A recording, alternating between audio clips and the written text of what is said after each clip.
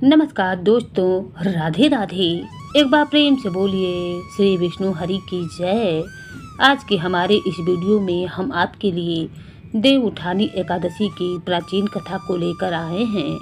मान्यता है कि विष्णु भगवान इस दिन जागृत होते हैं और 6 महीने के निद्रा के बाद इस दिन उनकी नींद पूरी होती है और वह जागते हैं। इसीलिए इसे देव उठानी एकादशी भी कहा जाता है। विष्णु भगवान के आ जाने से सभी मांगलिक कार्य प्रारंभ हो जाते हैं। चलिए आज हम आपको एक पौराणिक कथा सुनाते हैं। प्राचीन कथा लेकर आए हैं जो कि बड़ी ही उत्तम और बड़ी ही प्रेरणादायी है। एक समय की बात है, किसी नगर में एक राजा था। उनके राज्य में प्रजा बहुत सुखी थी। एकादशी के दिन उनके राज्य में कोई भी अन्न ग्रहण नहीं करता था और ना ही अन्न को बेचता था। सभी लोग फलाहार करते थे। एक बार भगवान विष्णु ने राजा की परीक्षा लेनी चाहिए। तब भगवान श्री हरि एक सुंदर स्त्री का रूप धारण करके सड़क पर बैठ गए। जब राजा वहां से गुजरा तो उसने उस स्त्री को देखा। उसकी सुंदरता को देखकर राजा चकित हो गया, क्योंकि श्री हरि ऐसा रूप ही बनाते हैं कि जगत को मोह लेते हैं। राजा ने उनसे पूछा, हे सुंदरी, तुम कौन हो और इस तरह यहाँ बीच रास्ते में क्यों बैठी हो? तब सुंदर स्त्री बने भगवान बोले, मैं बेसहारा हूँ। इस दुनिया में मेरा कोई जानने वाला नहीं है। मैं किससे सहायता मांगूं? राजा पहले ही उनके रूप पर मोहित हो चुका था, तो उसने उस सुंदरी से कहा, तुम मेरे साथ मेरे महल में चलो और मेरी रानी बनकर रहो। यह सुनकर वह सुंदरी बोली, मैं तुम्हारी बात मान लूंगी, परंतु तुम्हें इस राज्य का अधिकार मुझे सौंपना होगा।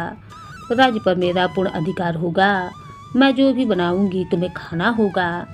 राजा उसके रूप पर मोहित था, इसीलिए उसने उन सुंदरी की सभी शर्तों को स्वीकार कर ली और उस सुंदरी को अपने महल में ले गया और उससे विवाह कर उसे रानी बना लिया। अगले ही दिन देव उठानी एकादशी थी। उस सुंदरी ने सभी को आदेश दिया कि बाजारों में बाकी दिनों की तरह अन्न बेचा जाए। उसने महल में मांसाहारी भोजन पकवाया तथा परोसकर राजा को खाने के लिए कहा। यह देखकर राजा बोला, रानी, आज देव उठानी एकादशी है, मैं तो केवल फलाहार करूंगा। तब उस सुंदर स्त्री ने अपनी शर्त राजा को याद दिलाई और कहा, यह खाना आपको खाना ही होगा, नहीं तो मैं बड़े राजकुमार का सर कटवा दूंगी। यह सुनकर राजा बड़ा ही दुखी हुआ और उसने अपनी स्थिति अपनी बड़ी रानी से कही। तब बड़ी रानी बोली, महाराज, धर्म न छोड़े, बड़े राजकुमार की बलि दे दें। बेटा तो फिर मिल जाएगा, लेकिन धर्म नहीं मिलेगा। ऐसा कहकर बड़ी रानी रोने लगी। तभी बड़ा राजकुमार वहां पर आ गया। माँ की आंखों में आंसू देखकर राजकुमार ने अपनी माँ से रोने का कारण पूछा। तब बड़ी रानी ने राजकुमार को सारी बात बता दी। इस पर राजकुमार बोला, मैं सिर कटवाने के लिए तैयार हूँ पिताजी। पिताजी के धर्म की रक्षा जरूर होगी। राजा दुखी मन से राजकुमार का सिर देने के लिए तैयार हो गया। तब उस सुंदर स्त्री के रूप में भगवान विष्णु ने प्रकट होकर असली बात बतलाई और कहा, हे राजन, तुम इस कठिन परिस्थिति में भी उत्तीर्ण हो। भगवान ने प्रसन्न मन से राजा को वर मांगने के लिए कहा। तब राजा बोले, हे प्रभु, हमारे पास आपका दिया हुआ सब कुछ है। आप हम पर अपना आशीर्वाद बनाए रखें और हमारा उद्धार करें। उसी समय वहां एक विमान उतरा।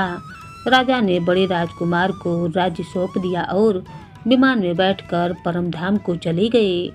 हे भगवान विष्णु, जैसे आपने राजा का उद्धार किया, उसी प्रकार इस कथा को सुनने वाले, पढ़ने वाले, हुंकार भरने वाले सभी पर कृपा करना। जय श्री हरि विष्णु।